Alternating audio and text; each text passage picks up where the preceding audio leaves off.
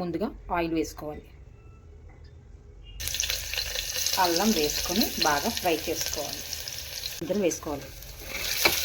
ఇందులో ఉల్లిపాయలు కూడా వేసుకొని బాగా ఫ్రై చేసుకోవాలి. ఈ విధంగా బాగా ఫ్రై అయిన తర్వాత ఇలాగా అంతా వేసుకోవాలి.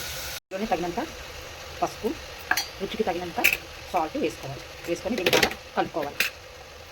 ఈ విధంగా కలుపుకున్న తర్వాత కుక్కర్కి ఒక విజిల్ వచ్చినంత వరకు మూత పెట్టుకుని 1 విజిల్ వచ్చినంత వరకు ఉడకబెట్టుకుందాం. వాటర్ వేయవసరం లేదు. నేను ఇందులో కారం కూడా వేయలేదు.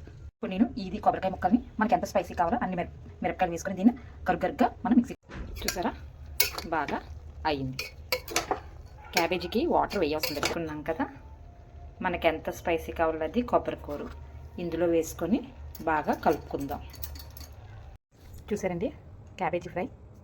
ఇది చపాతీలతోటైనా బాగుంటుంది, మనకి వేడివేడి అన్నంలో కూడా చాలా బాగుంటుంది.